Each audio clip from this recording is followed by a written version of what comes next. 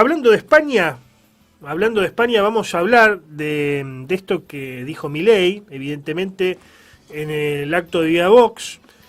Pero también vamos a hablar de cómo está hoy por hoy la derecha o ultraderecha, porque hasta ahora lo que consideramos derecha terminó siendo tibio o afrancesado en relación a esta nueva derecha, que es la de Milei, que es la de Vox en España, por ejemplo, otros partidos a lo largo y ancho del mundo que consideran que la derecha tradicional era tibia, que no tenía la potencia necesaria y bueno, van a por todo con sus ideales.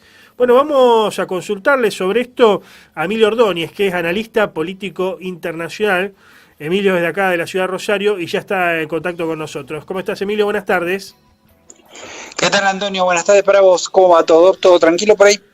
Bien, bien, sí. Tranquilo es una forma de decir, digamos, ¿no? Porque se armó un despipiole de aquellos con la madre patria.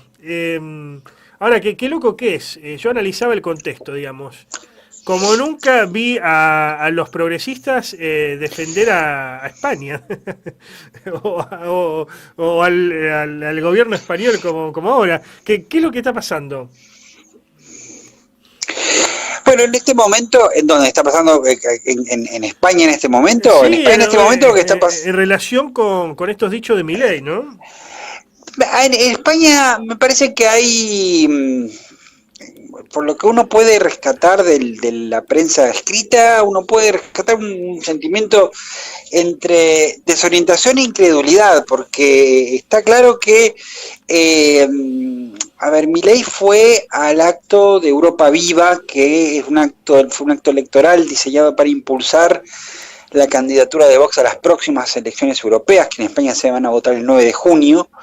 Y en primer lugar, no se termina de entender esta dimensión ideológica que tiene la política exterior argentina del lado español, en el sentido de un presidente que no va a una cita oficial a España, sino a una cita partidaria a participar de un acto que comulga en el sector del arco político en el cual Milei milita, ¿no? Entonces me parece que hay una desorientación bastante palpable sobre las actitudes, los hechos y los comportamientos de Milei, que han tenido una crisis diplomática sin precedentes en cuanto a lo que para Argentina debería constituir, y hablo de las relaciones entre Argentina y España, una sociedad prácticamente natural. En este sentido, hoy por hoy, las relaciones, diplomáticamente hablando, las relaciones argentino-España están al mismo nivel de las que están con Irán, solamente con encargados de negocios.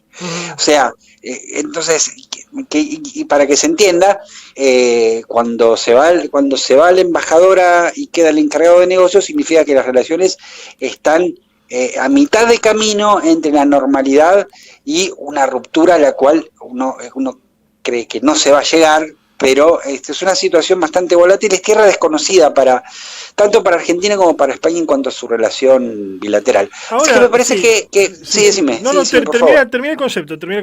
No, básicamente plantear esto, que cómo se visualiza a Milei, cómo creo yo que se visualiza Milei en España. Parece que se visualiza con cada vez más preocupación. Un sector desconfía de él por estas posiciones ultras que está manteniendo y que lo hacen partícipe de lo llevan a participar de una campaña electoral para un partido que es odiado y amado, no en partes iguales, pero sí en cuanto a sentimientos, a los sentimientos que genera Vox por un lado, y por el otro hay un sector empresarial que comienza a notar, y creo que eso se va a extender a nivel europeo, puede llegar a tener consecuencias, para un sector empresarial en Europa que, si miraba a Milei con cierta, no digo displicencia, ¿no? Pero digo con cierta, vos hiciste la introducción, rockero, músico, arquero, con una imagen irreverente, y los discursos de Davos, los discursos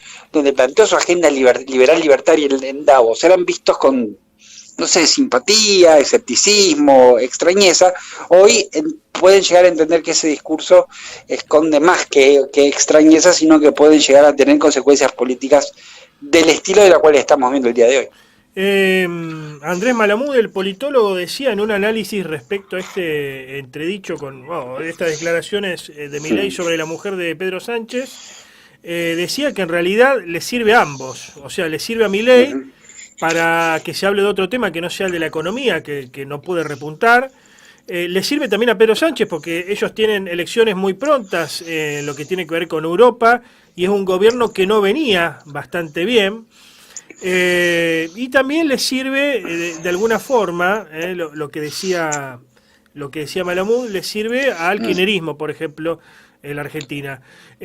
¿Coincidís con esto que es win-win, ganar-ganar, o tenés otra apreciación al respecto?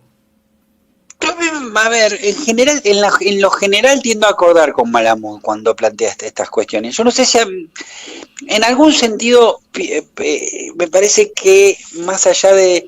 Hay una parte en la cual no coincido del todo, que es en la evaluación de la crisis económica. Me parece que hay en el sentido de que sí existe, que la gente lo percibe, pero que hoy las encuestas están dando que Milei no ha perdido prácticamente imagen positiva y de hecho hay un enorme sector de la sociedad que espera justamente que estas medidas tengan algún efecto positivo en el futuro. O sea, la pasan mal, pero esperan mejoras. También hay un sector que es más o menos en la misma proporción, que la está pasando mal y que no espera mejoras y que es notoriamente pesimista en cuanto a este tema. Por lo tanto, me parece que el estilo polémico y gritón, para decirlo de alguna manera, de Milei, parece que también esconde otras cuestiones, como por ejemplo tratar de reemplazar ese ímpetu y ese carácter performativo con que tratan de esconder o de soslayar esta paradoja que es hoy el fenómeno Milei, que es un apoyo transversal a nivel social, pero muy poca fuerza parlamentaria. Y me parece que en gran parte por acá viene esto. Y acá entronco con tu consulta. ¿En qué sentido? Me parece que primero empiezo por a dónde le sirve a Milei esto. Esto le sirve para galvanizar a una parte del voto duro y a mucha gente que no necesariamente es mileísta de la primera hora, pero que lo ha votado y que plantea que España empezó con las provocaciones, que ahora España que no debería el gobierno español no debería escandalizarse.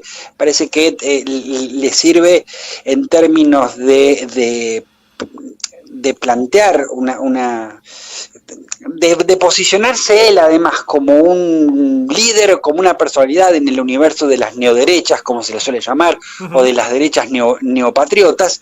Y para Pedro Sánchez esto le sirve para consumo interno grandemente, en la medida que, recordemos, hará 2 semanas o 3, se tomó un parate de 5 días para evaluar su renuncia al gobierno español, luego decide seguir justamente por acusaciones de corrupción que se le habían hecho a su mujer y que luego fueron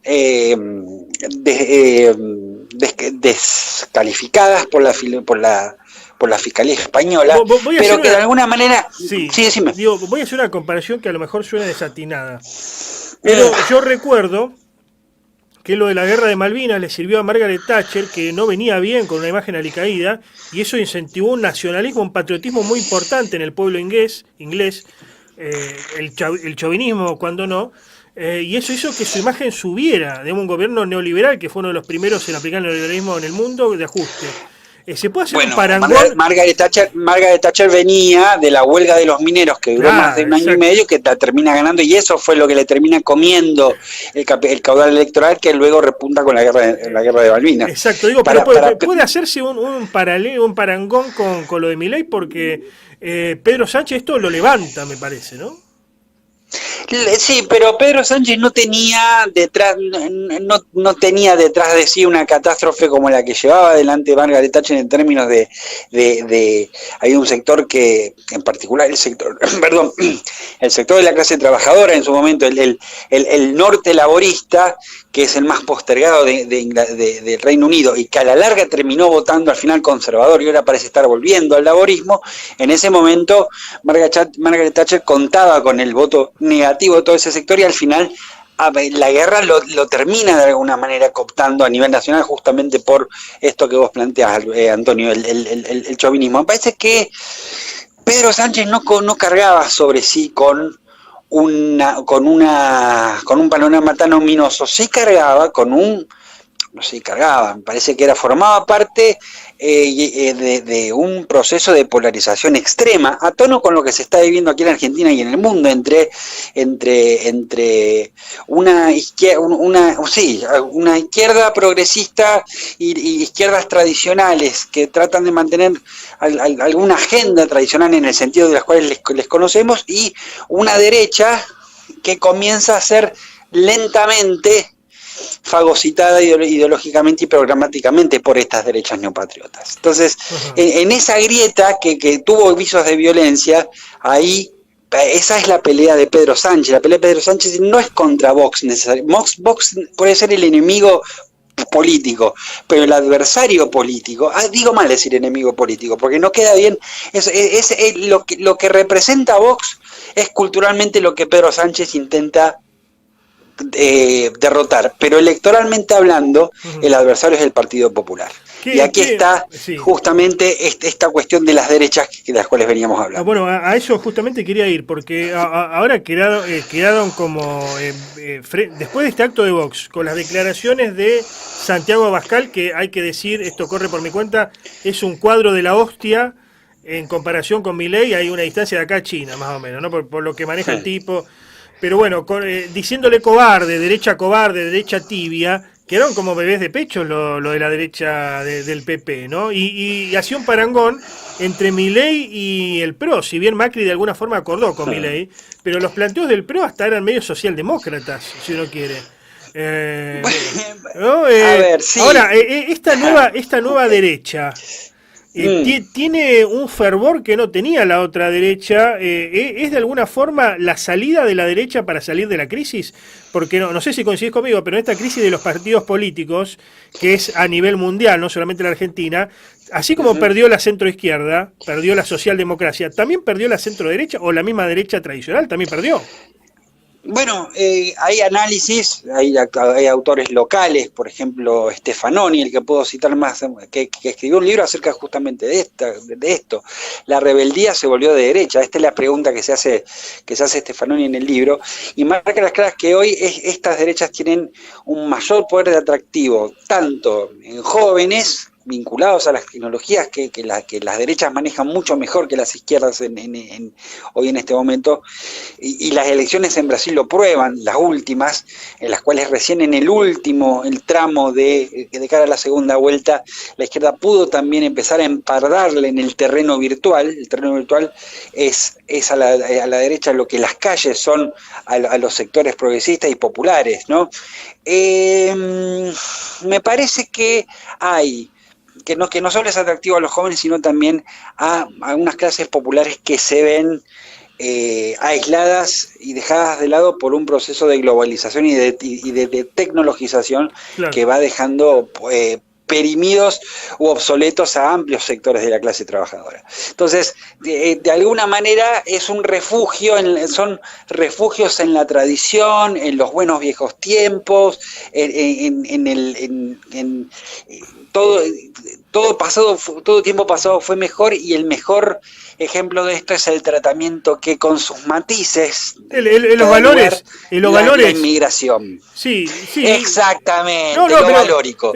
Con énfasis en lo valórico sobre todo. No digo, pero por ejemplo acá en Argentina no tenemos el problema de la inmigración ilegal. Algunos pueden tener contra los bolivianos, contra los peruanos, pero en realidad no es el principal. En España sí, entiendo, pero sí, por ejemplo, algo que comparten varios: familia, propiedad privada, sí a la vida, no al aborto, ¿no? Valores tradicionales. Digamos que el nuevo orden mundial o la progresía lo había desechado. Sí, me parece que hay todavía, hay un intento claro. Voy a partir desde la base. Hay que decir que las neoderechas están para quedarse, están legitimadas dentro de los sistemas políticos particulares, ya no forman parte de de las márgenes. De hecho, las márgenes hoy del sistema político son partidos que hoy son más de derecha que las neoderechas.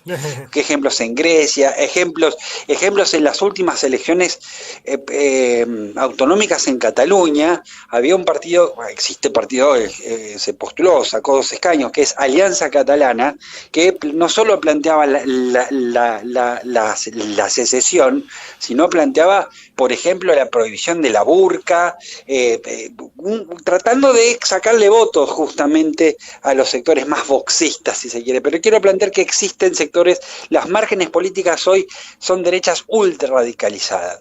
Hoy las derechas, estilo Vox, estilo La Libertad de Avance, bueno, ni hablar del partido, donde está el Partido Republicano ubicado ahora, pero pensando en los diversos partidos, sobre todo europeos, que están ganando centralidad política, estamos hablando de un proceso de legitimación que se ha dado a lo largo de los años a expensas de la derecha tradicional. Y bien, en este punto es en donde lo programático se empieza a confundir. Yo me acuerdo de vos, y con esto termino, me acuerdo de vos cada vez que hablo con vos, siempre recuerdo que vos sos un abogado de decir que izquierda y derecha hoy son conceptos que no tienen sentido. En Europa han dejado de tenerlo en la medida que ambos abrazaron programas más o menos liberales. Creo que la salida a la derecha es la solución de ese sistema ante la homogeneización de las izquierdas y derechas tradicionales, que no le han solucionado la vida mayormente a nadie en Europa, y cada derecha en cada país, de las que estamos hablando en este momento, por lo menos, tienen diferentes características, no están unificadas. Gracias por el contacto, Emilio. Gracias a vos, Antonio, un abrazo grande. Abrazos.